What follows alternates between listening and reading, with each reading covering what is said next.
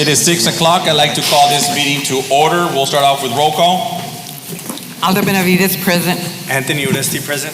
Esmeralda Solis present. Nereida Cantu present. Mary Hernandez present. Roberto Zamora present. And Alex Cantu present. I do declare a quorum. We've got a treat for you all today. We're going to go ahead and move on to the Pledge of Allegiance, followed by our invocation. And I'll let the superintendent do the honors of presenting this talented student. Yes, sir. Good evening, Mr. President and members of the board, members of our school community. This evening we have Ariana Marquin, 8th grade student from Memorial Middle School. Ariana represents her campus by being the student ambassador for the Memorial Middle School and is the principal dancer in Grupo Folclórico Lobo. She also participates in the varsity choir and is a member of the Mariachi Juvenil Los Lobos at Memorial Middle School. On the weekends, she enjoys hanging out with her brother, Julian, enjoys attending church on Sunday with mom and dad, and on her downtime, she enjoys drawing in her room. Her parents are Ana and Fred Marroquin. Let's stand.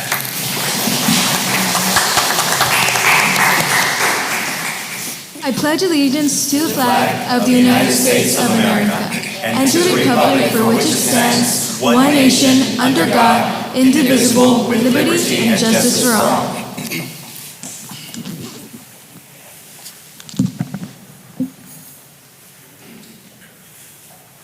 Dear Heavenly Father, as we approach the festive season and anticipate the swiftly approaching New Year, may we pause for a moment to ponder the passing year.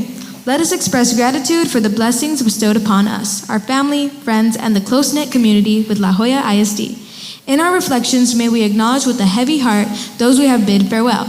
Let us reflect with joy as we recognize the goodness, beauty, kindness, and generosity that flourishes in the world. In the course of these reflections, let us offer prayers for the well-being and happiness of our La Joya ISD community.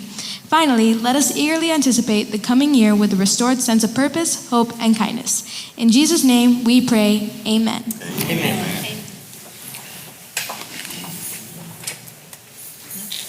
Oh, say, can you see by the dawn's early light what so proudly we hailed at the twilight's last gleaming, whose broad stripes and bright stars through the perilous fight o'er the ramparts we watched were so gallantly streaming, and the rockets and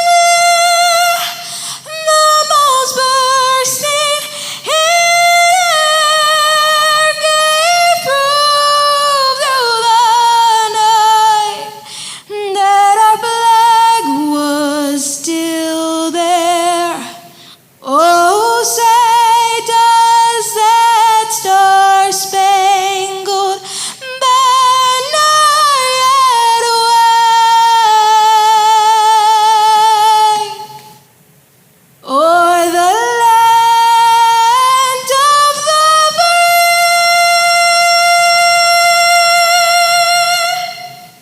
and the home of the brave?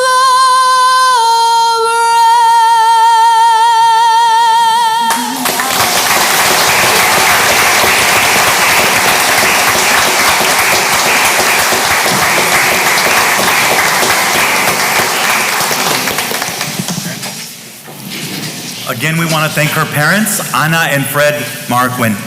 Good evening.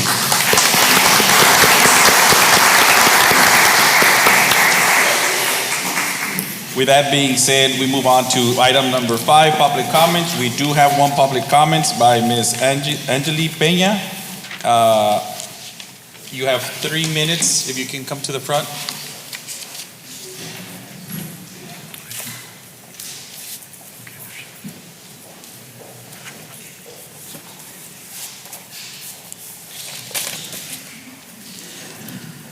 Ms. Peña, you're welcome to start anytime. Yes, good afternoon, everybody. I just heard that they want to do a political event in my child's school, and I'm against it. They're putting my child in danger if anybody wants to go in the school. I'm a parent volunteer. I follow the rules. They don't let us go in the hallways. I cannot believe that they want to do a political event in my child's. I'm against it, and I don't agree. Thank you. Thank you, Ms. Peña. With that being said, we move on to item number 6, approval of tax collectors report. Item number 1, approval of October 2023 tax collectors report. I need a motion to approve. So moved. I have a motion by Ms. Solis. I need a second. Second. Second by Dr. Benavides. All those in favor? You have a question, Dr. Yeah, for Mr. Garza. Mr. Mr. Garza, I was just looking at the taxes due and then collections, and just to ask you, like, at what point in time have we started collecting for this year, and what can we expect? Because I see that we still have 8 out of 9 million and 6 that are outstanding. So if you can just brief us a little bit about that. Yes, sir. It's a good question. So this is the October 2023 tax collection report from Mr. Villarreal there at the tax office. And collected to date, yes, is 1.4 million. Our fiscal year starts July, and it's from July through June. Therefore, that collected to date is from the beginning of July to October 31st. Of course, in December, in November, it'll still go up just a little bit more, but in December, that's when all the collections start coming in, and especially in January when the majority of the collections comes in. So we should see most of it coming in by January. Yes, sir. Okay. The other question I want to ask has to do with the homestead exemptions and what has occurred. Yes, sir. And how you know that you've mentioned here in this boardroom how that has impacted our homes, our homeowners. Yes. So can you just tell us how it impacts then the district's state share, local share, and Yes. local share in terms of our taxes? So the homestead exemption did pass of the $100,000. So it's affecting your taxes at your home, right? If you claim the homestead exemption. So therefore, that difference of the taxes that you're saving, the state's going to compensate us for that portion. So we are still going to receive the same dollar amount, except now it's going to be coming from the state. So homeowners whose property values are under 100,000, that pretty much is going to be $0. $0, correct. Okay. For school taxes, yes. Will the homeowners will homeowners have to register for the exemption? Just do Or it is one it time. automatic? Once they do it one time, and if they buy a new home, then they got to switch that homestead exemption to their new place. And just where to they remind, reside. and just to remind our community, Correct. what was the tax decrease for this year? 20.3 cents. Right. About 20.3 cents, something like that. Or 23 or 23. something like that. Wasn't it 23? Yeah. $1.27 down to $1.03. So 24 cents, correct. Yeah. Thank you, sir. Yes, sir. Any other questions? If there's no questions, I had a motion and a second. All those in favor signify by saying aye. Aye. Aye. All those opposed? Motion carries. Moving on to item number 7, Superintendent's report. Yes, sir, Mr. President, members of the board, we'll have Mr. Martin Munoz present our weekly enrollment report. Good evening, Mr. Board President, Superintendent, ladies and gentlemen of the board and community. The enrollment report as of December 5th, we have a total of 24,132 students enrolled in our district. 11,374 are in elementary, 12,758 are in our secondary. Now for that total amount, that is 798 fewer students that we had enrolled last year at this time. Now our Student Services Department, our campus principals are being very proactive at this point, making sure that all the students that live within our district are choosing LJISD. We are an innovative school district. We're a district of choice and opportunities, and we want the children that live in our district to take that opportunity. Thank you. Thank you, Mr. Munoz. Comments on it, sir? I think I had mentioned this earlier, but I think just for the purpose now of continuing with it, we have 2 schools that have pretty much a goal of getting to, what was it, 425? At least 400. And I'm just looking at, right, at least 400. So I'm looking at the enrollments for the different schools now, and I think that it probably would be appropriate for us to start planning, because last year we started at about January, which is next month, and the public felt like we didn't inform them soon enough. So the sooner that we can make decisions related to what will happen with schools as a result of enrollment, I think the better it will be for us. Will do. We're already being proactive. Thank you, Dr. Zamora and members of the board. With regard to enrollment, we're carefully watching, but not only each campus's ADA every day and every week, but also doing a cross-comparative analysis with our neighboring school districts and making sure we trumpet and announce the wonderful successes of our district and the offerings that we have that are incomparable, not only in career technical education. Today you're going to see our achievements in fine arts. We're a nationally renowned and recognized fine arts school district. And so with that also comes UIL success and UIL academic activities, UIL competitive activities where 80% of our sport teams actually make it to the playoffs at La Jolla ISD. So we are a district that is a district that celebrates and experiences success across all of our student programs, and we want to make sure that we do a better job of communicating that to all of our community and to our parents. Alternatives, and I'll say this carefully but very proudly, a charter school at this point can never compare with La Jolla ISD. It just can't, not with the resources that we have, not with the achievement of our students, not with the preparation and capacity building of our teachers and staff, and certainly not with our financial resources as well.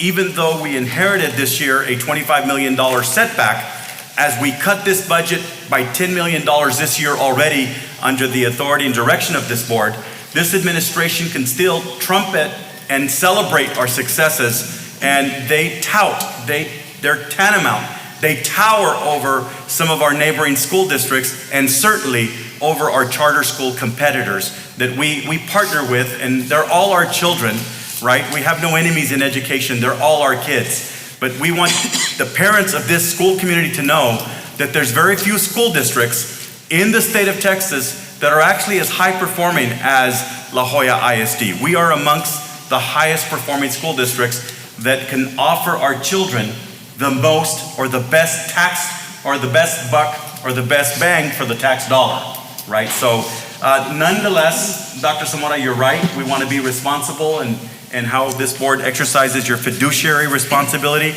And we are going to take a look at those lower enrollment campuses and come back with the proactive plan for this board to make decisions. Thank you. Thank you, Dr. Zamora. Thank you. Yes. Oh, yes. We're looking at number 2, Mr. President, members of the board. We have Mr. Ruben Adame, our director, who will come up and share some of the celebrations and successes and achievements of our fine arts programs. Sir, the floor is yours. Thank you. Let me just get my PowerPoint up here.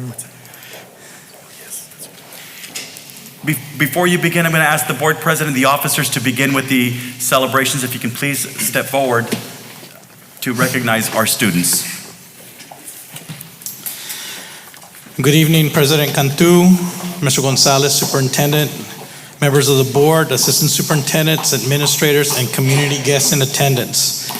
Tonight, we will be recognizing 2 outstanding individuals and musicians for being named to the 2023 Mariachi Extravaganza National Vocalist Finalists. These individuals achieved this recognition by auditioning for an opportunity to compete and perform at the Lila Cockrell Theater in San Antonio, Texas. After a rigorous process, Merari Uribe from Palmview High School and Diego Martinez from Juarez Lincoln High School were named as finalists for this prestigious competition. Both Merari and Diego have been entertaining audiences throughout their high school mariachi journey, and this year their journey included a spot in the prestigious 2023 Mariachi Vargas National Vocalist Finalist Competition. Both of these extremely talented individuals represented themselves, their families, their mariachi programs, and La Jolla ISD with distinction. We are recognizing Merari Uribe, member of the Palmview High School Mariachi Los Lobos, under the direction of Ms. Myra Garcia. Her parents are Nidia Rios Uribe and Marisu Uribe, and principal at Palmview High School is Mr. Leonel Perez. We're also recognizing Diego Martinez, a member of the Juarez Lincoln High School Mariachi Sol de Oro under the direction of Mr. Ruben de los Santos. Diego's parents are Uliberto and Beatriz Martinez. Principal at Juarez Lincoln High School is Mr. Jose Peña, and Mr. Eduardo Flores is here serving at his proxy. This recognition ranks these two individuals as two of the top mariachi vocalists in the nation. So they are very excited to be representing La Joya SD, and I think we should give them a big round of applause.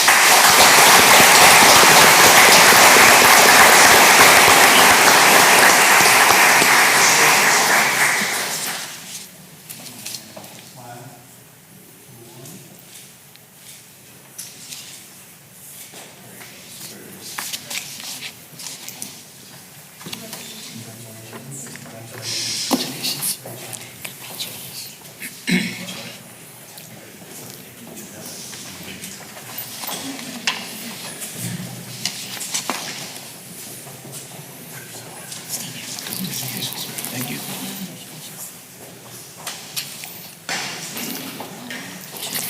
Next, it is with great pleasure that I stand before you to recognize our three high school bands for receiving a Division I rating at the 80th Annual Pigskin Jubilee Marching Contest held here at the La Joya SD PAC Stadium on October 14th and advancing to the 2023 UIL Area G Marching Contest.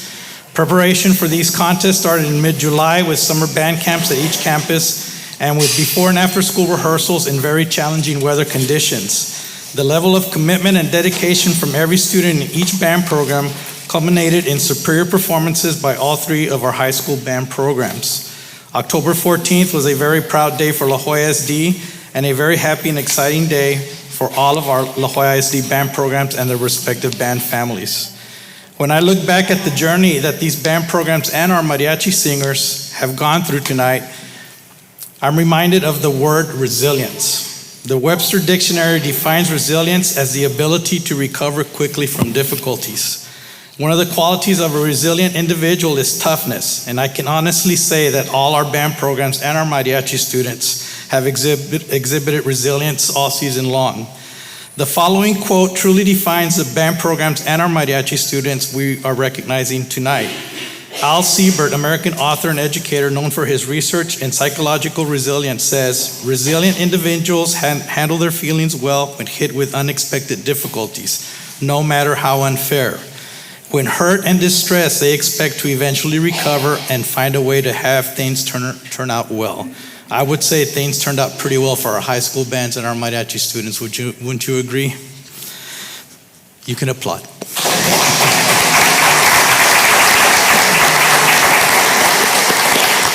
So our first band program we're recognizing tonight is the La Joya High School Band. This marks the 25th consecutive year the La Joya High School Band has received a Division I rating at Pigskin. Representing the La Joya High School Band are drum majors Javier Adame and Iramar Barbosa. Color guard officers are Sarah Garza, Vanessa Osuna, and Amos Ortiz. Congratulations. Director of bands at La Joya High School is Jesus A. Perez. Assistant directors are Noe Ramirez, Roxanne Lopez, Gilbert Garcia, Everest Guerra, and principal at La Joya High School is Mr. Ricardo Estrada. Congratulations.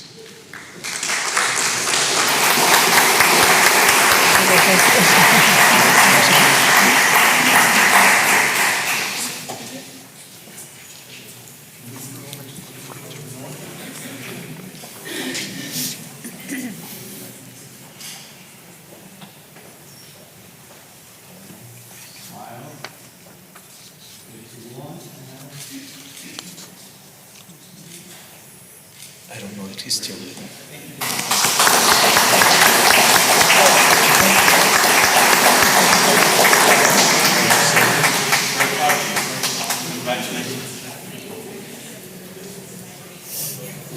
One.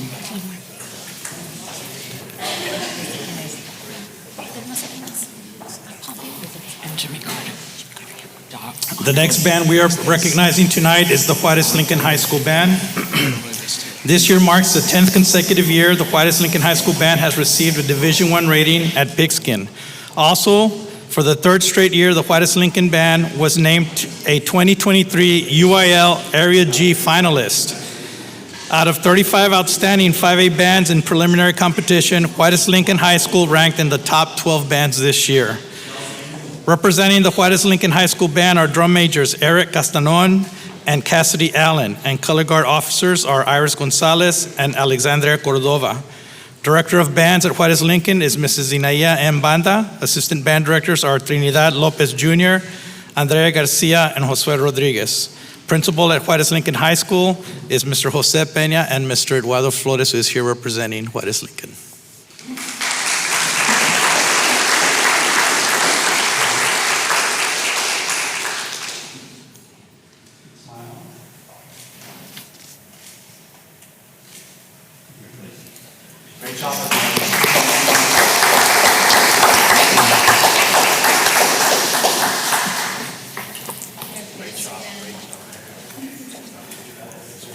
And last but not least, the next band program we're recognizing is the Palmview High School Band.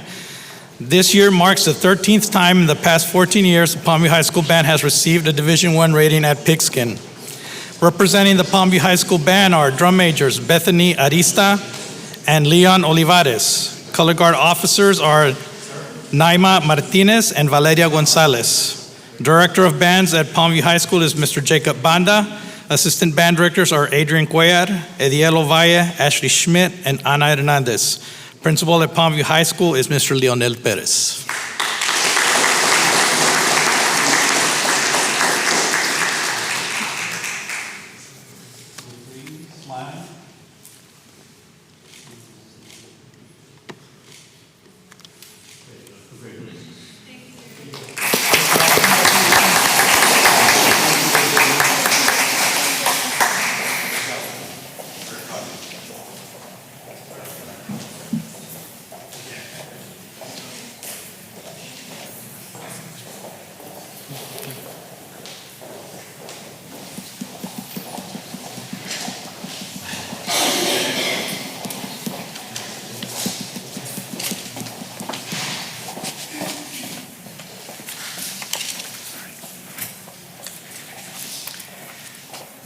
And now, Mr. President, members of the board, we have recognition of Thelma Salinas STEM, ECHI, or ECHS. And with us, without further ado, we have Mrs. Segovia. Yes, good evening, Mr. Board President, esteemed Board of Trustees, colleagues, and communities. We would like to recognize Thelma STEM Early College High School for earning all criteria to be listed on College Board's 2023 AP School Honor Roll as a gold level school. In order to qualify for the AP School Honor Roll list, schools must meet or exceed the criteria for a given recognition level for all three metrics, in which Thelma STEM High School earned a 100% in college culture, a 39% in college credit, and a 65% in college optimization. They also received the AP Access Award for providing all students the chance to participate in AP, including students of underrepresented populations. We would also like to recognize Jimmy Carter Early College High School for earning all criteria to be listed on College Board's 2023 AP School Honor Roll as a bronze level school. In order to qualify for the AP School Honor Roll list, schools must meet or exceed the criteria for a given recognition level for all three metrics, in which Jimmy Carter Early College earned a 94% in college culture, a 29% in college credit, and a 15% in college optimization. They also received the AP Access Award for providing all students the chance to participate in AP, including students of underrepresented populations. Congratulations, Jimmy Carter and Thelma STEM Early College High School.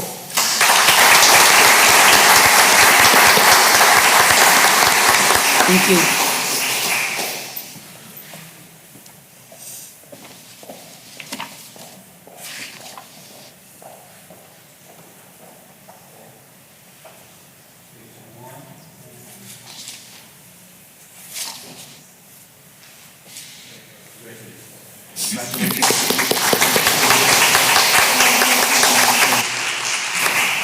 Congratulations.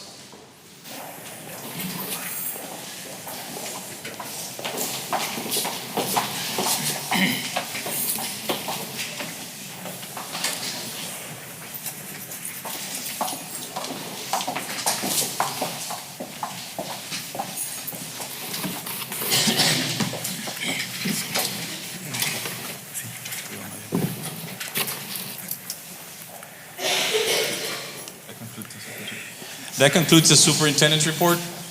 We move on to item number 8, discussion items. Item number 1, discussion of the bilingual ESL program evaluation.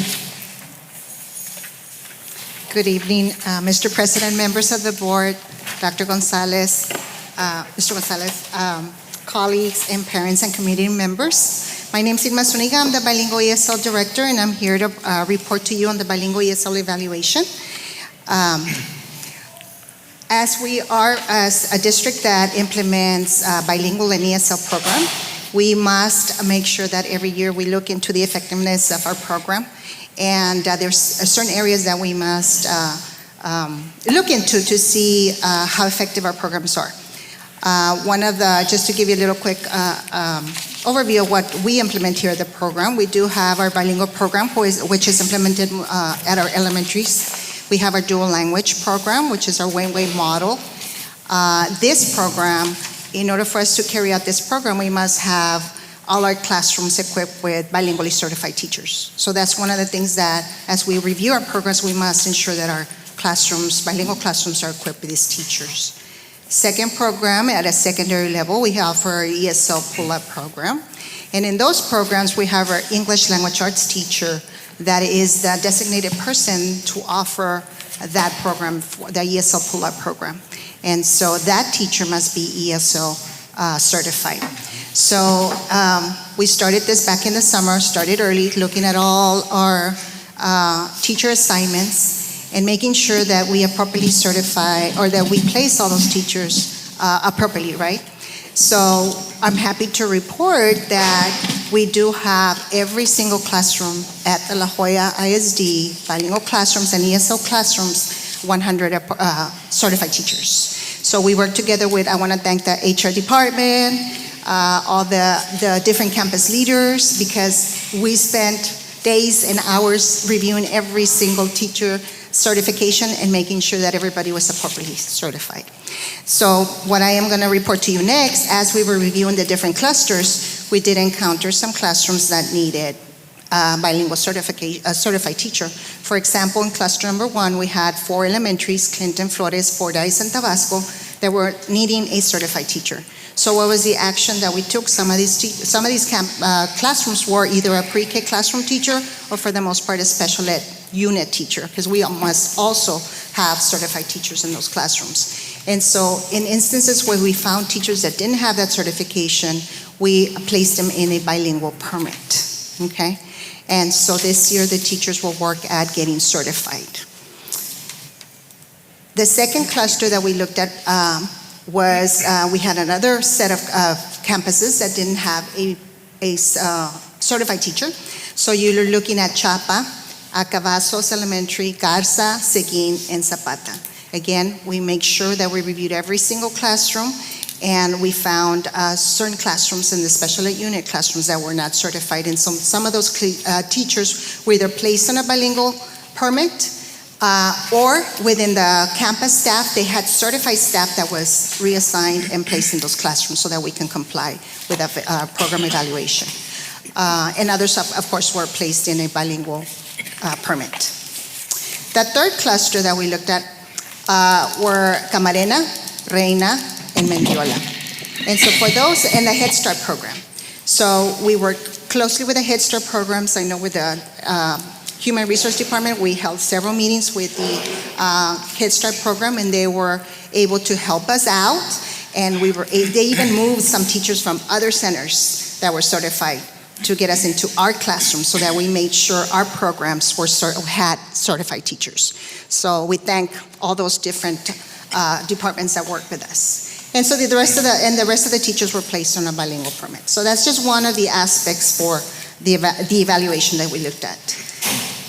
The other thing that we need to look at, are we providing that professional development for our teachers so that they can continue growing, building that capacity so that they can work on learning strategies so that they can support second language acquisition for our students. And so we are happy to report that we held 92 professional development sessions that targeted second language acquisitions, where we had over 3,000 teachers, 3,525 to be exact, teachers in attendance coming into our sessions on Saturdays after school so that they can learn that second acquisition strategies and approaches so that we can better serve our students.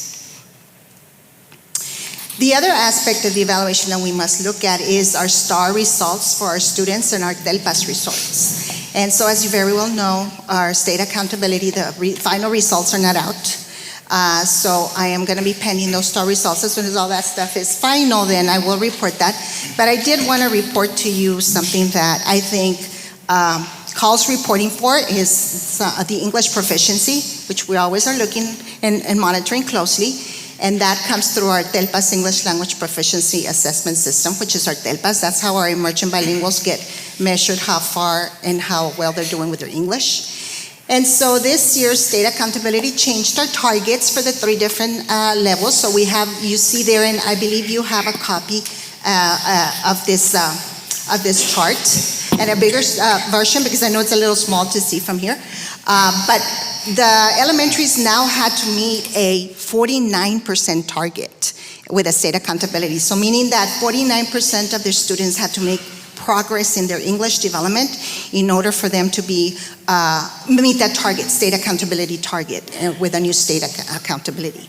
And so as you can see, we had 82% of our elementaries met that target. Some of them even already meeting the long-term target, meaning that they did very well. Okay, so last year that I was here presenting to you on this data, the target as a district was only 36%. And so what the state did to us this year, they changed different targets, and now the elementary has to meet a 49%. So the target was increased quite by a lot, and so, but a lot of our elementaries were able to meet that target. So you see those results there. Happy to report also now for the middle school, the same thing with the middle school, their target is different. They had a 44% to meet. And so as you can see there, we had 88% of our middle schools meet that target. And those that were not there were very close to meeting it, okay? And then lastly, and I know this high school has always been the level that we struggle with, right, with our emerging bilinguals and so forth, but I'm happy to report that 100% of our high schools met that target for state accountability. So it's about long-term, right, long-term learning. Yes. And then lastly, one of the other things that we must report is how many students are really getting reclassified, meeting that state criteria where they're no longer going to be an emerging bilingual. And so there you see the breakdown where we had 44 elementary students, we had 66 middle school students, and 144 students for a total of 254 students that will no longer be classified as an emerging bilingual. And so that shows the, effectiveness of our program and how we'll continue to help those students and monitor those students. And that concludes my report. Are there any questions? Any questions? Just, do they continue, for those that exit, they continue the support for the next, maybe the next year, or how do they do it now? Yes, for the next 2 years as an LPAC committee, we must monitor the students, and every 6 weeks we evaluate their progress and to see how they're doing and to see if we need to intervene and provide them any interventions. Yes, we continue with that. Mm-hmm. Thank you. Yes, ma'am. Thank you, Ms. Zuniga, for all the work that y'all do, and thank your staff also for hard work. Thank you for your support. everything y'all do.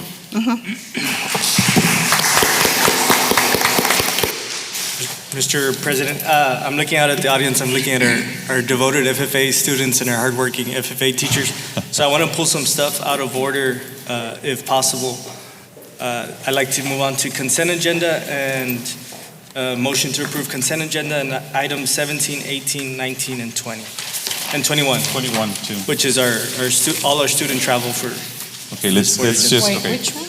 Let's just, we're just going to skip to consent agenda, and then we'll come back to discussion items under number 2. And with that being said, I would like to pull out on consent, okay, B1.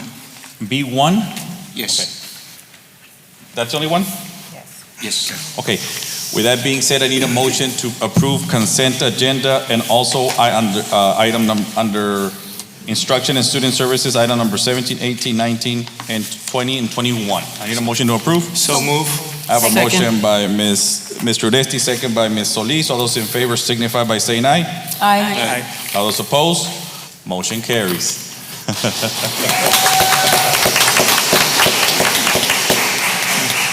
Just a special shout out, not only to our CTE programs, but our FFA program.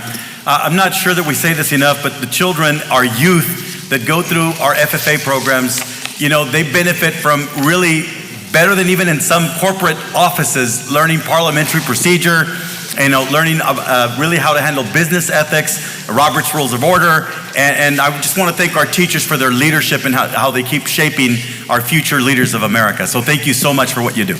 I like to add on to that, Mr. Gonzalez, but every time I come to the meeting and I correct our Robert's Rules of Order, it's because those FFA teachers that are sitting out there in the crowd. So thank you all so much for everything y'all do for all our students here at LJISD.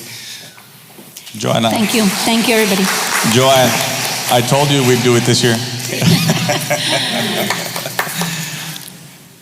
Moving on to discussion items, we're on item number 2, discussion of the La Jolla ISD Strategic Plan Scorecard, Strategic Action 1.1, Improve Student Achievement, and Strategic Action 1.2, Improve College, Career, and/or Military Readiness. So good evening again, Mr. Board President, Mr. Gonzalez, ladies and gentlemen of the board and community.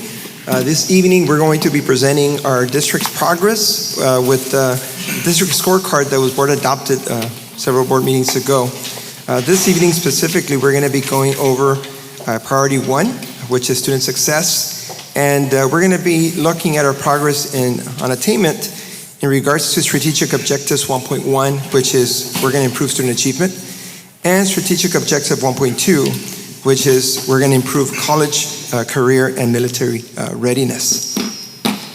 So when it comes to strategic objective 1.1, we're going to improve student achievement. Our goal as a district is that by June of 2028, our domain 1 score, which is student achievement, all students, all tests, would increase from an 85 to a 90 by July of 2028. The 3 strategic actions that we're going to leverage to attain that goal are the following. 1.1A, we're going to enhance the instructional practices through monitoring and providing feedback on the implementation of district curriculum and of research-based instructional strategies. We were also going to implement data-driven decision-making to identify areas of improvement and provide targeted interventions for struggling students. And we were also going to enhance student achievement through strategic professional learning communities, or PLCs, the framework when it came to planning sessions. So talking about strategic action 1.1A, enhancing instructional practices through monitoring and providing feedback, as a district we are leveraging our walkthrough protocol process. The purpose of that protocol is to ensure that the district curriculum is being taught as written and that the instructional strategies implemented are appropriate for the content, the grade, and the student population. The expectation for our campus administration is that each campus administrator conduct a minimum of 15 classroom walkthroughs per week. Now, in order for the walkthrough to be included in those 15, the walkthrough needed to be published, made accessible to the teacher, and it also had to be signed, right? That acknowledged, the teacher had to acknowledge to having received that walkthrough. So in the following slides, you will see our districts, our campus and the number of walkthroughs that they have been conducting up until the conclusion of the second 6 weeks. You'll have the data for elementary, for middle school, and for high school. Now, administratively, as we are monitoring this data, we are meeting with our principals to see what is it that they can adjust or change to the daily routines or the weekly routines to make sure that they are out in those classrooms. That's exactly what I was going to ask. How are we minimizing the other outside administration work so that they're able to be visible in the classrooms? Yes, Mr. Uresti. So again, as a process, every 6 weeks when we close out the 6 weeks, Human Resources does provide administration with a report that lists the number of walkthroughs that each administrator has been conducting. So we go over that information with our principals in the principals meeting, And then as area assistant superintendents, we do follow up with our principals at their campus to see what is it that they're doing on a day-to-day, week-to-week basis to prioritize them being in the classrooms. Now, one particular principal that has been doing an excellent job when it comes to being out in the classrooms is Ms. Marina Contreras, principal at Dr. Science Middle School. Now, she is joining us this evening, and she will be sharing some of the best practices that she's doing at her campus to leverage the classroom walkthrough protocol to make sure that student achievement improves in her campus. So we're going to go ahead and welcome Ms. Contreras up to the podium. Yes. Thank you, Ms. Munoz. Ms. Contreras, before you introduce yourself, Yes. let me just thank you for your job. Well done. You and a team of principals under the guidance of our area superintendents, I want to thank you personally. And not too long ago, maybe a week ago or so, I was able to share with our Commissioner of Education our process, our methodologies, and our disciplined regimen of classroom walkthroughs and what that meant for teacher capacity building, for us to be able to gather data, both quantitative and qualitative, and be able to use that data to make informed, data-driven decisions. And thank you for taking the lead on that. Please share your heart with us today, and thank you for what you do. Thank you. Yes, I am a strong believer that there are several key elements that we do as principals that help us reach that highest potential of our students or that student achievement that we seek. And growth, right? Student growth. And one of those key features is walkthroughs and really being visible and present inside the classrooms to ensure that the lessons that we are planning are being executed at the level of rigor that our state assessment or end of year results need. Our students, this gives us a great opportunity to see what our students are doing, or the product that they are developing at the end of a lesson, and it helps us identify areas of strength so that we can continue to replicate and so that we can have other teachers go observe and learn from. And it also gives us an opportunity to see areas of growth. What teachers do we need to help and in what way and what capacity? So I am a strong believer that being in the classrooms should be our number one priority and our number one focus. So I have an amazing administrative team that because of their help and their assistance, we are able to do that, right? It frees up our time to ensure we are in the classrooms. We have a very, very strong, solid team, and it allows us to do that. We do have some practices in place at the campus that help facilitate it and help it happen, right? Because if you don't purposefully plan for it, other things can get in the way and the whirlwind can overcome us, and then we end our day without knowing that we have effectively seen instruction, quality instruction, student success. So one of those things that we have at our campus is a walkthrough calendar. So part of what we do is we have an instructional focus that the district has established for us so that this way we know exactly what we're targeting for that week. So part of what we do as an administrative team is we have a walkthrough calendar. This ensures that all teachers are visited within the week and that we are in those classrooms visiting all content areas. So it allows us an opportunity to ensure equally that we are monitoring and visiting all classrooms. And we also have our weekly administrative team meetings. So we meet every Monday, and during those meetings, it helps us calibrate and see where are we at as an administrative team and where is the focus, where do we need to address or what do we need to address based on what we're seeing during our walkthroughs. And at that time, we talk about what is the instructional focus that we're going to be looking at based on what were provided by the district. We place it in our weekly communicator that is provided to all teachers in advance. And we also communicate that with teachers, right? We have that weekly communicator so teachers know when I walk into your classroom, we are looking for communication, differentiation. What is the target for that walkthrough for that week? And it does tell the teacher these are the target areas that we will be looking for. So with a walkthrough calendar, we're able to ensure that everyone is equally visited and that we are able to see what our areas are that need to be reinforced. And it also allows us to really closely monitor our instructional time so that we are doing bell-to-bell instruction.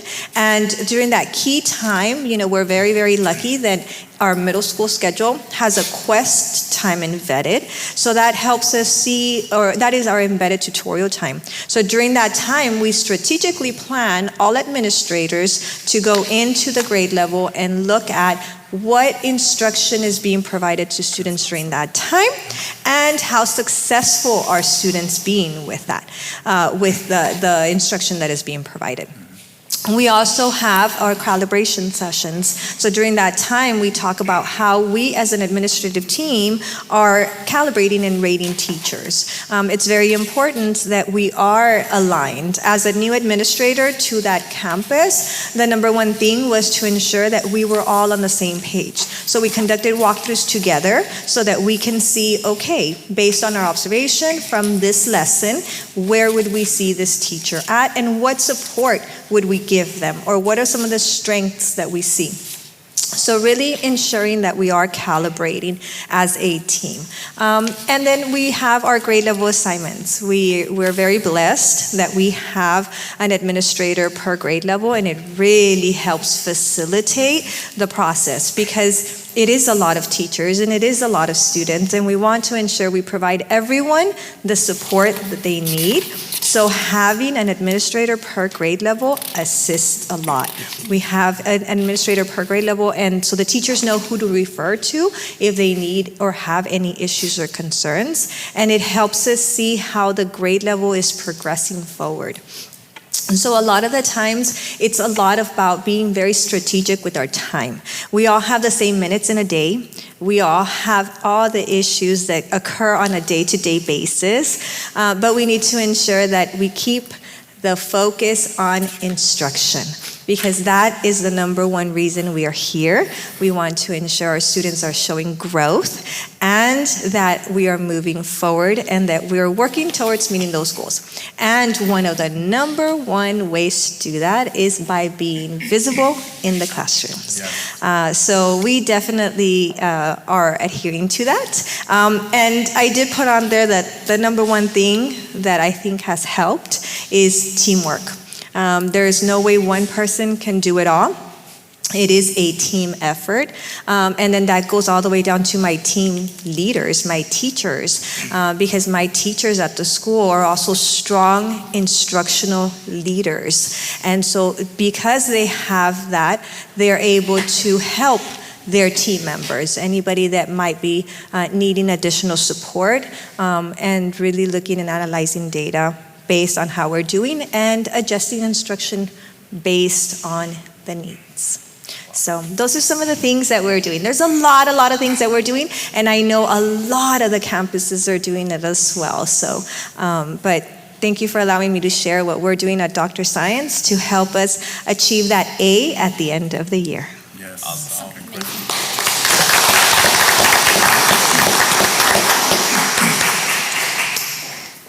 So moving on to strategic action 1.1b, that is administratively, we're going to implement data-driven decision-making to identify areas of improvement and provide targeted interventions for struggling students.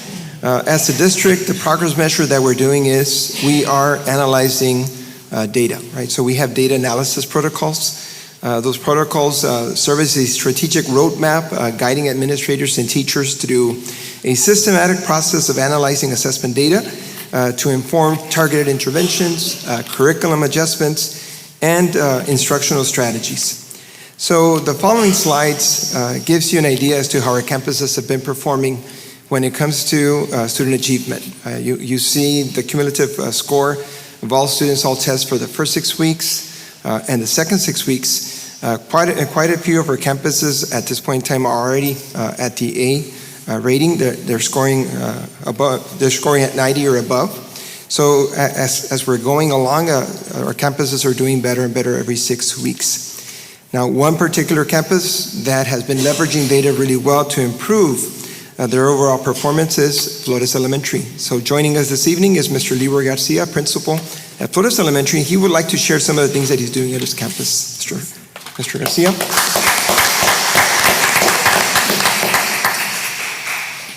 Well, good evening, Mr. President, members of the board, Mr. Gonzalez, and members of the community. I would like to briefly explain how we at Flores Elementary leverage data to improve student performance.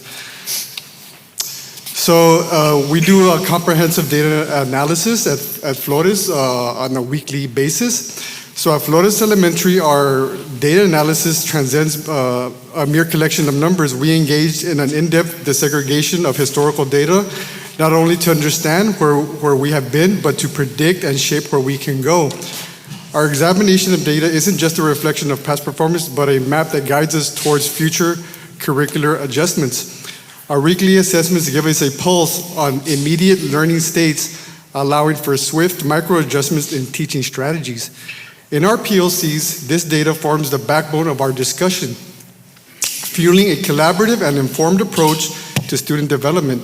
We seek patterns and insights in academics, attendance, and behavior that can transform teaching methods, student engagement, and ultimately successful learning outcomes.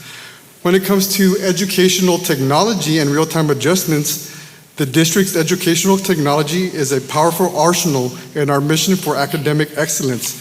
These tools offer us more than convenience. They provide deep insights and foresights into each student's learning journey.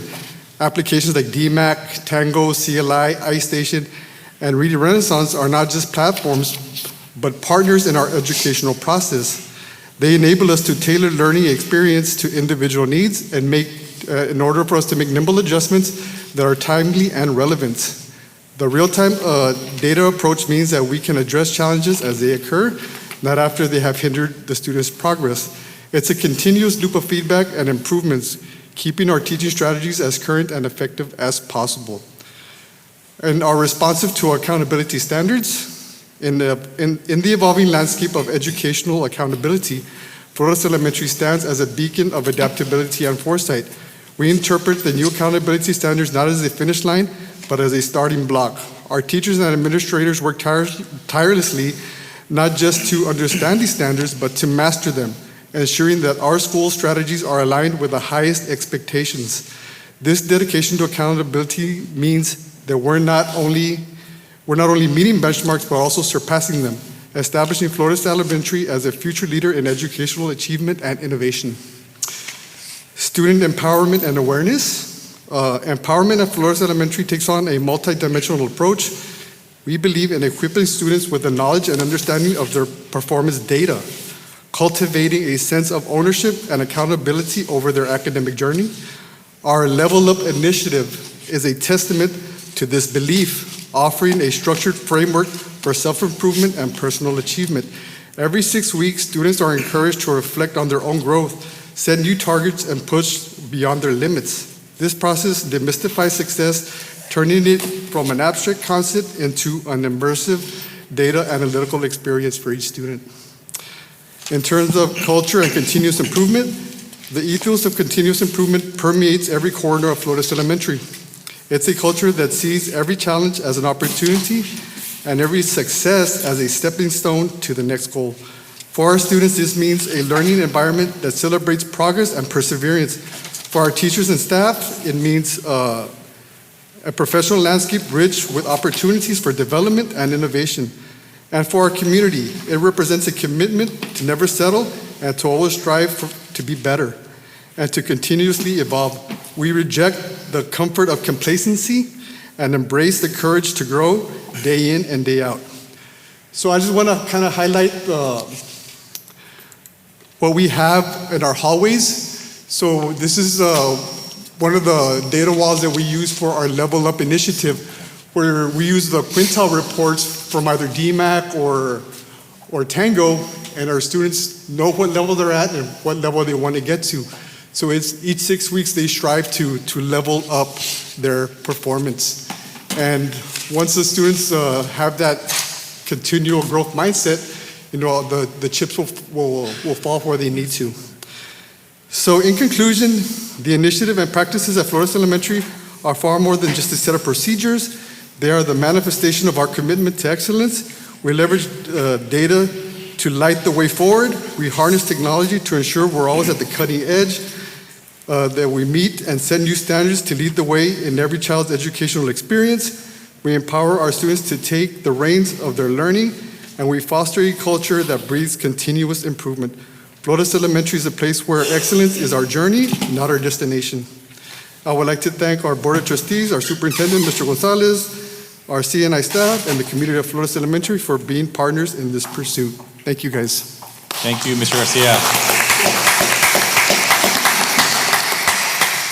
So moving on to Strategic Action 1.1C, which is Enhanced Student Achievement through Strategic PLC Framework Planning Sessions. So we're progress monitoring those planning sessions through the PLC Framework scoring rubric. So every PLC session that our principals hold with their teams, we're looking at how the emphasis that they place in the analysis of attendance, data analysis, action planning, group engagement, and participation. If our grade level meeting scores between a 90 or 100, that is an exceptional PLC that if they persist through that process will eventually affect student achievement. So in the following slides, you see how our campuses have been doing in regards to their participation and engagement in those PLC sessions. So far, our campuses have been doing an excellent job in regards to getting to that 80, 90, or 100% scoring on their PLC sessions. One campus that has been doing an excellent job when it comes to PLCs is Seguin Elementary. So to share some of the best practices and the things that they do in their PLC sessions, we're going to go ahead and welcome Mr. Alejandro Carranza, principal at Seguin Elementary.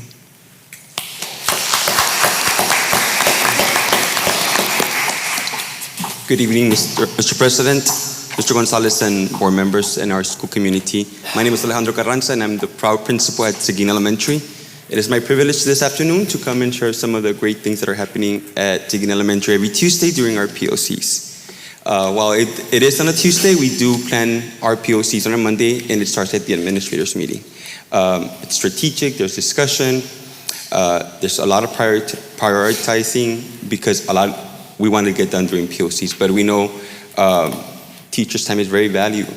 And so we need to make sure that everything we do with a purpose, we strategize, we prioritize, and all in trying to benefit our students and our teachers and help them grow. And that's what we do, and I would like to share a couple of things. It was very, very, very difficult to condense into 4 little quadrants. I jokingly told Mr. Munoz I really need 2 hours. He said 5 minutes, so this is the best I could do. So at Seguin Elementary, some of the things we focus on is we take the ABC approach. We look at attendance, we look at behavior, and we look at curriculum. And even at that, we have to prioritize what part of curriculum are we going to focus this week? What part of behavior and what part of attendance? And so in the upper left-hand corner of your screen, you see a document that I share with teachers. They give me their scores. It calculates, it's formulated already to calculate if it was an A lesson, a B lesson, a C lesson, and what modification we must do in order to improve. It gives them by individual teacher, and then it gives it by the grade level. And I save the document, and we look at it the following week. We also look at attendance.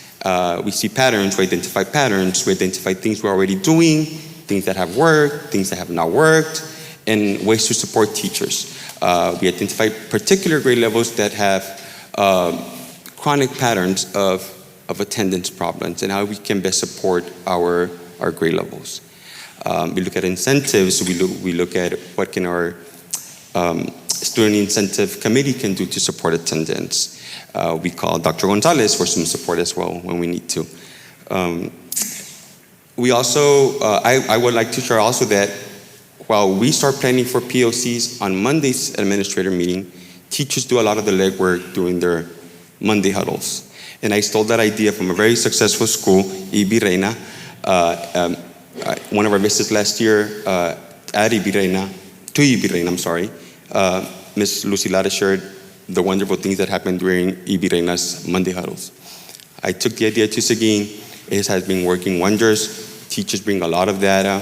Teachers bring a lot of information to already our pre-planned PLC, and we discuss how we administrators can support teachers, what teachers need, how we can best help them grow, and any questions they might have for what's coming in our curriculum. And lastly, we also look at our students that are struggling. We identify patterns, we identify how we can best support them through RTI, through different services that the district provides, and then we do the follow-up the following week. Those are just 4 of the many, many things. Again, I had a really, really hard time condensing it to 4 quadrants. There's wonderful, wonderful things happening at Seguin on Tuesdays during our POC. I also want to take this opportunity to thank Mr. Munoz and Ms. Castillo for always being supportive in anything that I need as a campus to support our teachers during our POCs. Thank you. Moving on to strategic objective 1.2, right? Improving college career military readiness. So our goal there as a district is that our Domain 1 CCMR score would increase from a 93 in 2023 to a 95 in 2028. So to do that, we're leveraging 3 strategic actions. Strategic action 1.2A is that we are evaluating campus-based instructional practices that we have for CCMR to determine focus areas. We're also supporting the implementation of college readiness curriculums through monitoring and feedback on the CCMR program guidelines and college readiness curriculum integration. And we're looking at how we are implementing data-driven decision-making to identify areas of need or of improvement in CCMR. So when it comes to strategic action 1.2A, evaluating campus-based instructional practices, on your screen you will see that our department, our CCMR department, conducted a satisfaction survey, and on the third 6 weeks, the survey totaled up to a 63.6% satisfaction. Right, so we surveyed our teachers. We asked them, how do you feel in regards to, are you prepared, and do you have everything you need to make sure that we meet that 90% CCMR completion rate? And so far right now we're at 63.6. We have a lot of room to grow. Some of the requests that the teachers made to get to that 100% was, they're asking for professional development to increase CCMR awareness and understanding for the campus administrators and teachers, right? They said, we feel that our campus administrators, the teachers, need to know what CCMR is all about and how is it that we can generate those CCMR points. They also asked that we provide Tier 2 supports for those students that are struggling with that TSI assessment. They asked that we utilize PLC time to disaggregate CCMR data, and that administration places an emphasis at the campus level on CCMR. And finally, they said we would like for the district and for our campus administrators to provide instructional resources and curriculum development for TSI and AP assessments. So our CCMR department has already implemented an action plan to address those teacher requests and move and attain that 90 to 100% satisfaction result that we want by the end of the school year. Moving on to strategic action 1.2B. Supporting implementation of college readiness curriculums through monitoring and feedback.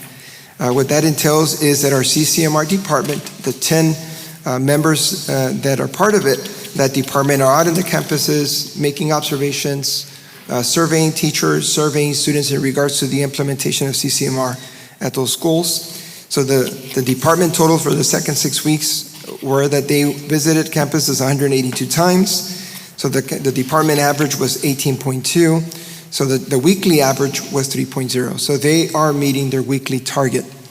The observation indicators that they're looking for the use of district provided curriculum for CCMR. They're assessing the classroom environment. Is it engaging? Is it safe for our students? And then they're also looking for research-based instructional strategies and practices, making sure that our teachers are leveraging the RBs to make sure that our students are successful, right, in the different contents that they are practicing and the domains that they are practicing. Now moving on to strategic action 1.2C, that we implement data-driven decision-making to identify areas of improvement in CCMR. So one of the things that we're doing is we're tracking our CCMR attainment at the district level and every particular campus.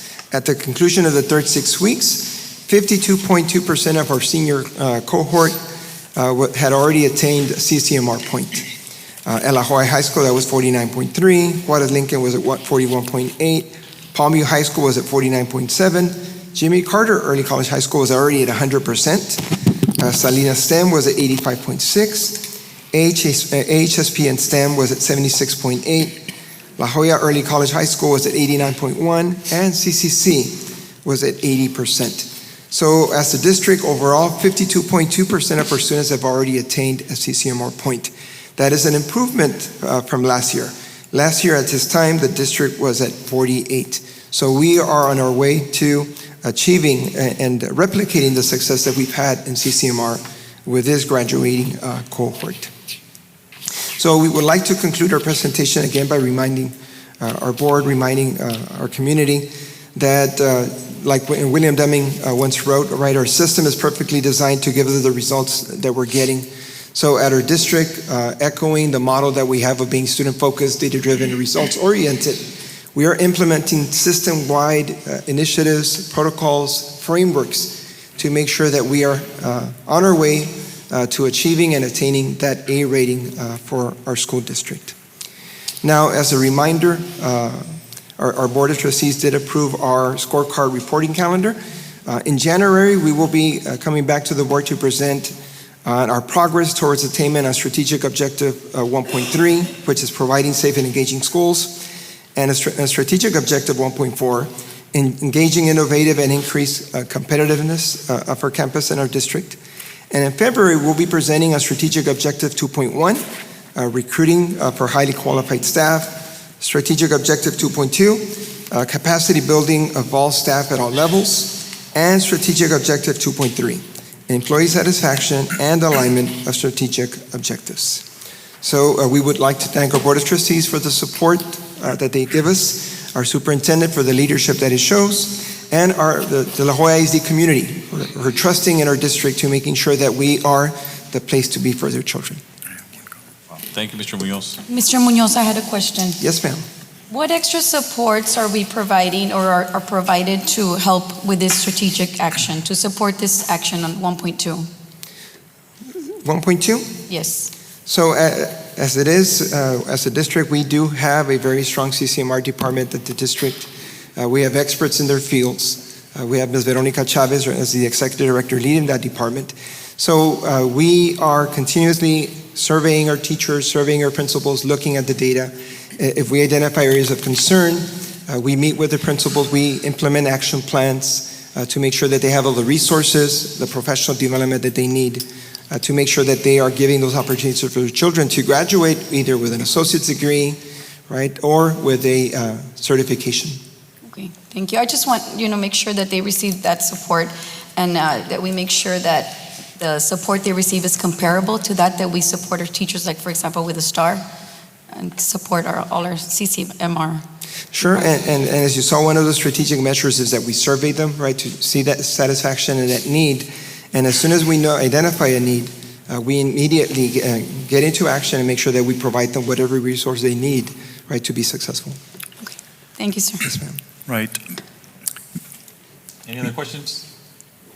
Mr. President, we just have a conclusionary brief video that we prepared for the board tonight, summarizing the authority that this board and the approval that this board has given us to move forward with the development of this scorecard. Y'all throughout the week and last board meeting had a district improvement plan that was as thick as this book that I'm holding here. And you had campus improvement plans for each of our 40 campuses, right, that correspond with each other. They're not just books on a shelf, but they're an action research plan that has data-driven methodologies and educational practices that are carrying out. I want to commend our principals who came tonight to present to our board. Without you, you are the champions on the trenches of the battle. And I couldn't be happier. When we speak about clinical supervision, a week ago, the Commissioner of Education asked me, so how do you all do clinical supervision at La Jolla ISD? How do you assure that we have early childhood literacy that's effective, that you have instruction that's effective? And so I was able to share with confidence that our principals have the expertise, the capacity, that they're hand-selected, right? That you all could walk into any classroom and look at a wall and know whether it was proactive, that you could see a teacher teaching and discern whether there's gender equity in whether the teacher's looking at just teaching just the boys or teaching the girls.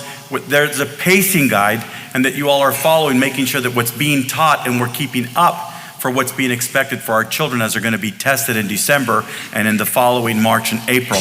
And so I was able to share that with confidence, that the clinical supervision that occurs at La Jolla ISD is what has us today at a strong 85 going to an A. It wouldn't happen by itself. You mentioned, Madam Principal, earlier tonight that you have to have proximity.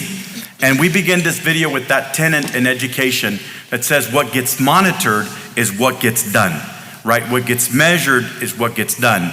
We, in this board, respect what we inspect.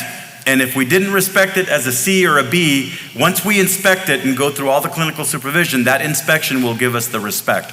And so we prepared a brief video to show the relevancy of this scorecard that's being developed district-wide and how it coincides with our campus improvement plans and our district improvement plans. And I have to thank this board, and I did share a formal document and letter to our commissioner thanking this board for your support for the development of this scorecard.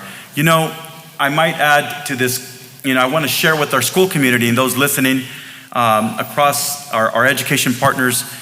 And please, you can tell your constituents, board members, that La Jolla ISD became the first district in the history of Texas to really put forward and trust a partnership with Region 1 and Dr. King, and trust a consultants agencies and their recommendations, and trust TEA and what it recommends with its resources. And we're taking the lead in Region 1, board members, because of your approval, right? 14 schools are enrolled and engaged in Effective Schools Framework. And that means support for our new principals in each of those 14 schools. Do you know that we are the highest participating school district in the state of Texas per ratio? We're number 1 in that area. We're taking the lead. So who else is doing what we're doing, board members and members of the community? Well, Region 1 is now following suit, and they're conducting a scorecard with our same consultants at Moak and Casey. And more so, even TEA is following suit and building their scorecard. And so we are taking the lead. We're being innovative, and we could not do it without the leadership of this board and the approval, Mr. President and members of the board. Thank you for your support and your vote of confidence in our administration. And without further ado, we'd like to just play a very brief video for you.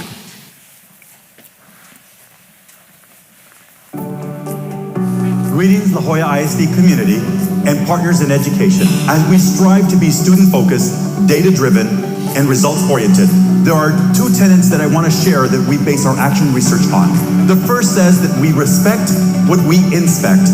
The other is that what gets monitored is what gets done. In that spirit, we continue to partner with the leadership of Mo Casey, Dr. Buck Gilcrease, and Dr. Greg Gibson to continue to establish and define our district-wide scorecard. La Jolla ISD, in collaboration with Mo Casey, developed a district scorecard that delineates 4 main priorities: student success, recruit, retain, and grow all staff, quality service and impactful community engagement, effective and efficient district and campus operations. The district scorecard has cascaded down to the campus level to our principals through the principal scorecard. This has come about through the multiple meetings that we've had through Mo Casey. Our district scorecard is allowing us to systematically plan strategic actions that we can then leverage to improve student performance outcomes. Our coaching sessions with Dr. Gibson from Mo Casey allows us to refine and integrate these processes into our day-to-day operations. So from our boardroom to each classroom, let us continue to partner with the Texas Education Agency,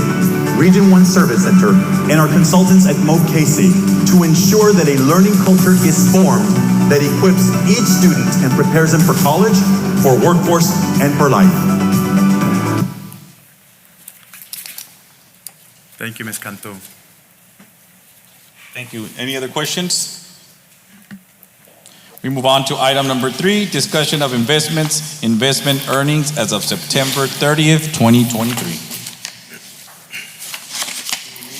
Thank you, principals. Thank you.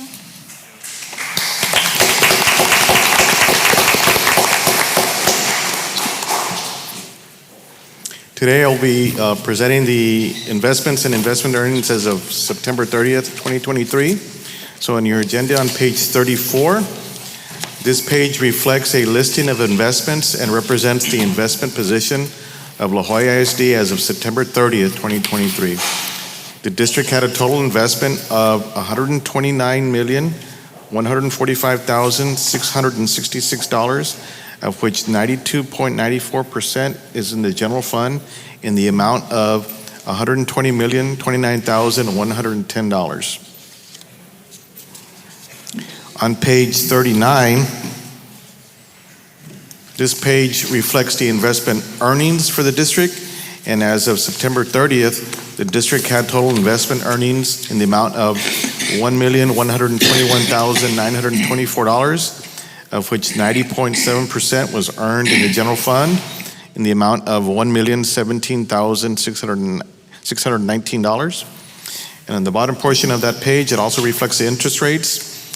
The rates are at a good rate at this moment, and we are, like always, for the betterment of the district, we do the best we can to capture the best rate available to maximize earnings for the district.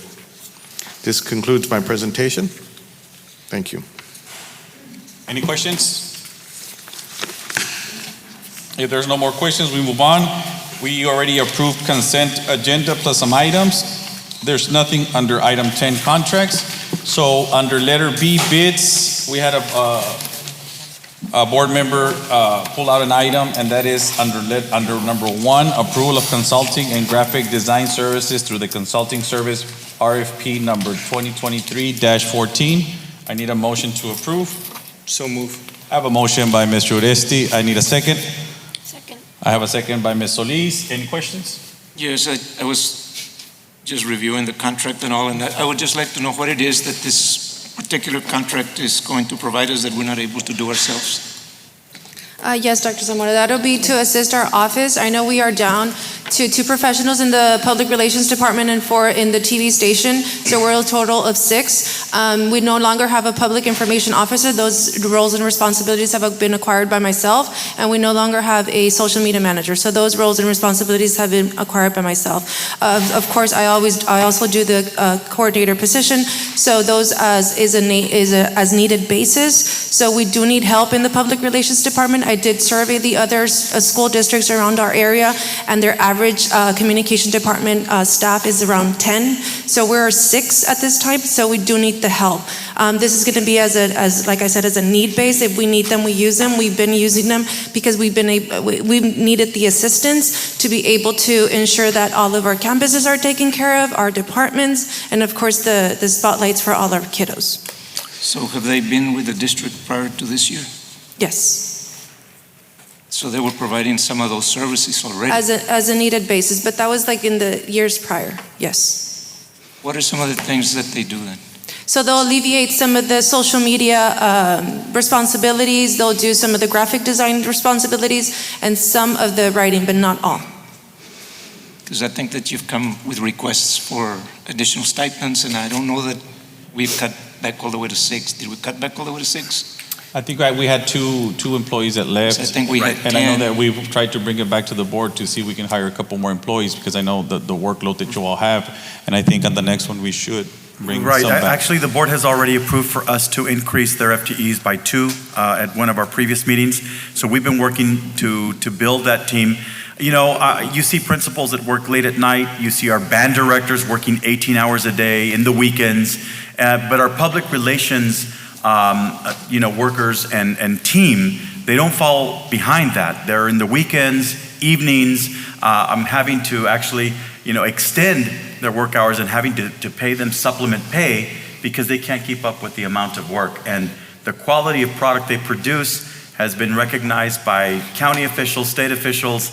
And so we have one of the most amazing public relations teams that any district could have. They're just, not enough staff. So would it be possible to put these monies into staff, be housed here rather than? No, this is where we want the monies, Dr. Zamora. This is the administrative recommendation. This is, I believe, we're the experts in this area with regard to what we need.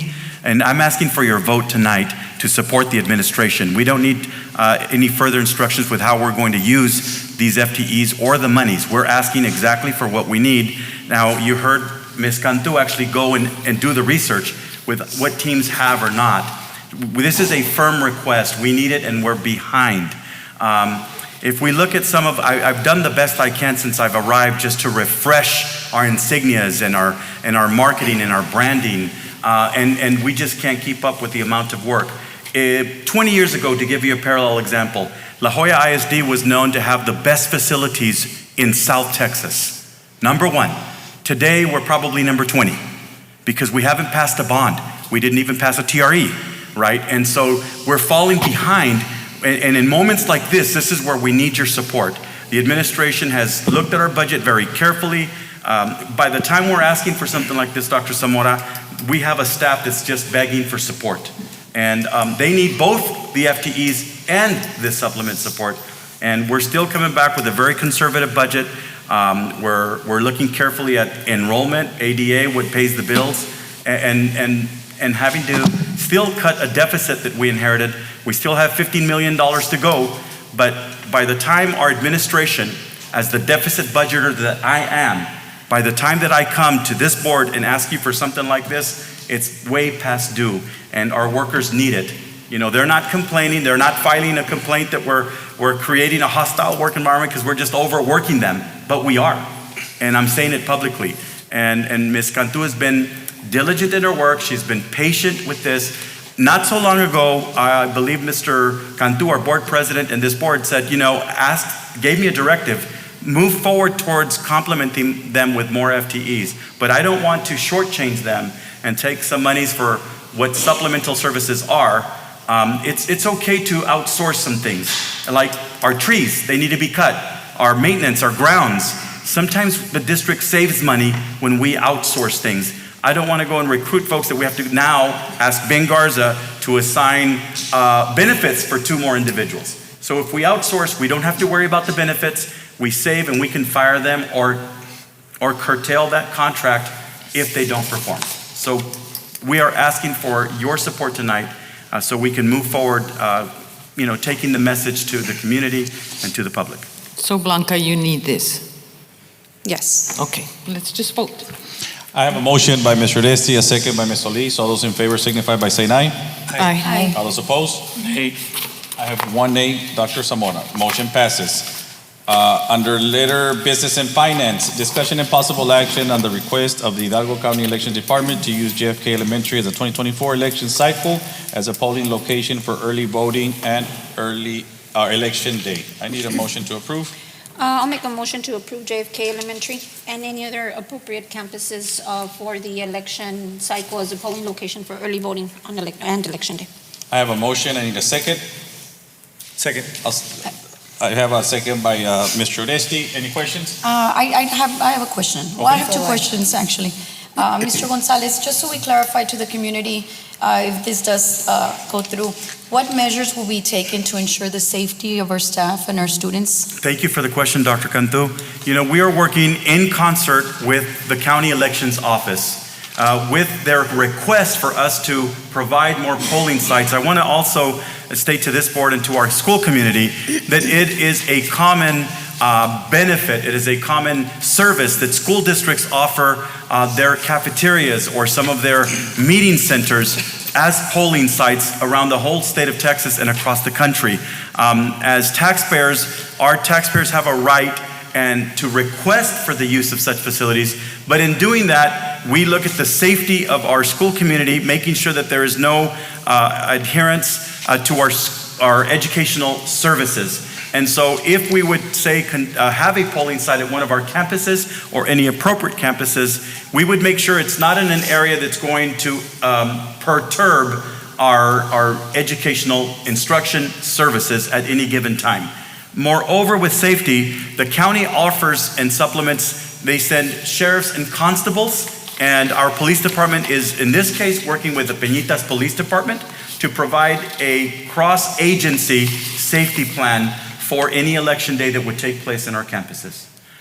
One more thing, we've recently, enhanced our camera observation and surveillance systems. We're about 95% complete in this district with having better control of our servers and of our cameras as we're being, watchful. And the saying is that, the price of our freedom is eternal vigilance, and that's another added layer of safety that we've added to this endeavor. Okay. But I guess then my number one concern would be that, the safety, and of course, following that would be the instruction. Are we make efforts to ensure? Yes, Dr. Cantu, thank you for that question. We are procuring and safeguarding our instruction. We will not allow our principals, our administration will not allow any elective or electoral process to come in contact or to perturb our educational services or instruction. Any other questions? So has the city of Peñitas been involved with the county?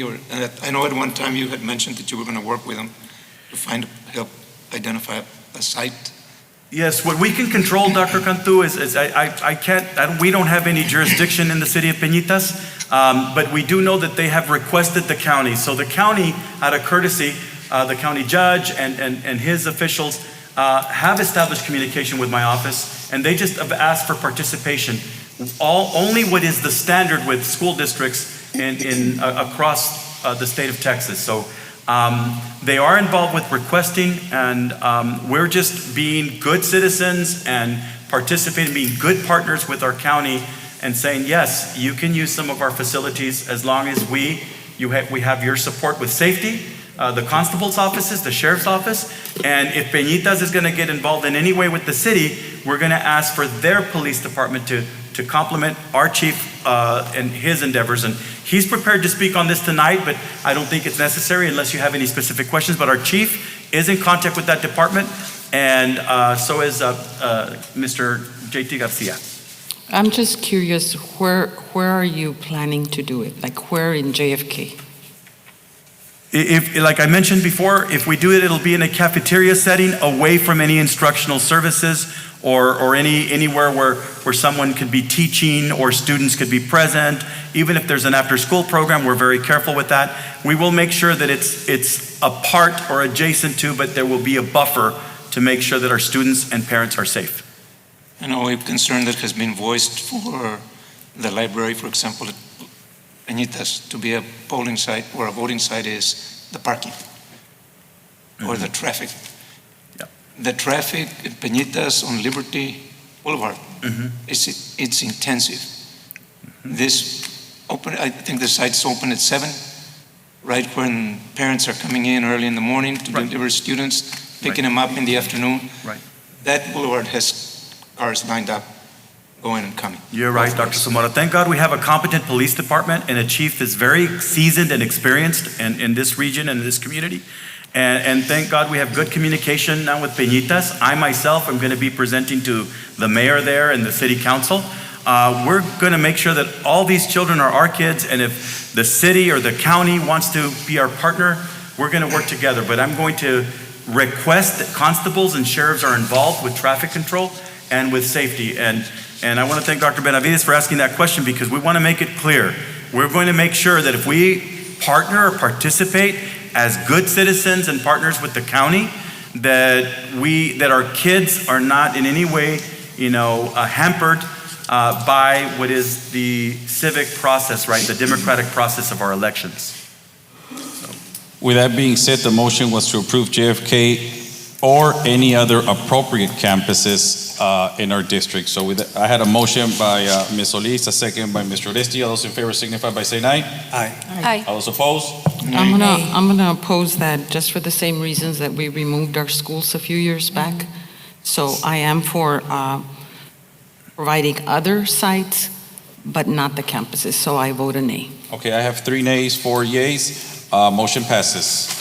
Moving on, we approved item number 17, 18, 19, 20 under 21 instructions, 21 as well. So moving on to item number 22, acceptance of notice of grant award NOGA for the 2023-2025 PTEC Success Grant to provide students with a smooth transitional experience to post-secondary education and the workforce. I need a motion. So moved. I I have a motion by Dr. Benavides. I need a second. Second. Second by Dr. Cantu. All those in favor signify by saying aye. Aye. All those opposed, motion carries. Item number 23, approval to submit grant application for the Texas Workforce Commission Youth Robotics Grant Program 32024-00032 to provide Texas youth opportunities to participate in robotics competition. So moved. Move to approve, oh, you moved it, I was gonna do 23 and 24. I'll take Dr. Benavides' motion to approve 2324. I'll take Dr. Second motion. Zamora's second. All those in favor signify by saying aye. Aye. All those Aye. opposed, motion carries. Under letter E, Human Resources, item number 1, request to reclassify and repurpose a vacant FTE for the addition of position for the Transportation Department. I need a motion to approve. So moved. I have a motion by Ms. Solis. I need a second. I'll second. I have a second by Ms. Hernandez. Any questions? What is the position that is being repurposed? Is there, do we have it like a director going to bus driver or vice versa? What's happening? Dr. Villarreal is making her way up. What was the question, Dr. Zamora? I said, what is the position that is being repurposed here? Are we going like from a bus driver to director, director to bus driver? What are we doing? It's a vacant FTE. So it's a vacant FTE. We do have, But what is that vacant FTE right now? What's the position? so as of right now, we do have several vacant FTEs that are just there, that we have available, that we're gonna go ahead and utilize as of right now. So actually, we're just classifying an FTE. Yes, So that's Right, what really what we're doing. repurposing an FTE We're that's already repurposing. been Yes, approved that's in our really what we're budget. doing. It's there. So we're not creating any new FTEs. No, But I'm it's saying already. It's a repurpose, then what? So right now, basically, it's already budgeted in there, Dr. Zamora. So it's not gonna cost the district anything. And, it is gonna cost the district, right? But we're not gonna add to our budget. Right. We do have, and that's gonna be for a bus route manager. And I'm ready if you need some information, in regards to the neighboring districts and so forth, so. Any other questions? I had a motion and a second. All those in favor signify by saying aye. Aye. All those opposed, motion Thank you. carries. Item number 2, discussion and possible action on reorganization of the La Jolla ISD Board of Trustees. And with that being said, I know that gentlemen and women's agreement amongst the board is a year. I know I'm past a couple of weeks, but I think it's time for me to pass the torch to somebody else. And with that being said, I'd like to make a motion to nominate Mr. Anthony Uresti for secretary, Dr. Nereida Cantu for vice president, and Ms. Esmer Solis for president. That's my motion. I need a second. I would like to nominate Dr. Zamora for president. I made a motion. I just need a second. Second. I have a second by Mr. Uresti. All those in favor Are signify you by accepting? saying. I'm going to take a vote first, and then if it passes, I have a motion, right, and a second. All those in favor signify by saying aye. Aye. All those opposed? Motion carries. Then we need to now switch the gavel over to Ms. Esmer to close into executive session at this point.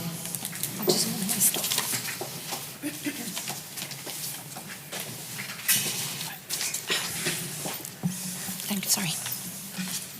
Yes. Good evening, everybody. First of all, I want to say thank you for the vote of confidence. I know that this is a position or a role that people take on after being or sitting on a board for a while, and perhaps I may not be ready for the position, but I can tell you one thing, that I will serve from my heart, which is what I have done for the past year since I've been your board member. I don't think that a executive position means anything other than, as far as for me, and I'm speaking for myself, it doesn't change anything. My role as a board member or as now your president of the board will remain the same. I do vouch to do the very best that I can. I want to thank everybody for allowing me to do this, and I know that with this comes great responsibility, and I'm willing to take that on to be able to serve our district because I have a passion for our district. I know that we're living very uncertain times right now with the looming possible takeover by TEA. However, that doesn't change anything at all either. We will continue to strive to move forward to get this district where it needs to be, and we will not fall short of that. So I ask of you patience, and I ask of you that if anything that I can do to help, and if you all can help me in this journey, I am here, and I am willing to do exactly just that. So with that being said, I would like to have a motion to go into executive under under Texas Government Code 551.074, Texas Government Code 551.076, 551.071, and 551.072. So I would need a motion to go into executive at 7:36 p.m. I'll make a motion, so move. Second. I have a motion by Mr. Cantu, and I have a second by Dr. Benavides. All those in favor say aye. Aye. Anyone opposed? Motion carries. We're going into executive at 7:36. The time is 10:09, and I need a motion to come out of executive. Madam President, I'd like to make a motion to approve item 1, 2, and 3 as discussed in executive session. I have a motion by Mr. Cantu. I need a second. Second. I have a second by Dr. Cantu. All those in favor say aye. Aye. Anyone opposed? Motion carries. On item number 4 and number 5, it's no action on those two items. So I need a motion to adjourn the meeting So move to adjourn. at 10:09. I have a motion by Mr. Cantu, Second. and I have a second by Dr. Benavides. All those in favor say aye. Aye. Anyone opposed? Motion carries. Meeting is adjourned at 10:09. I just want to wish everybody a Merry Christmas and a Happy New Year. Be safe, enjoy time with your family, and we'll be here back in January.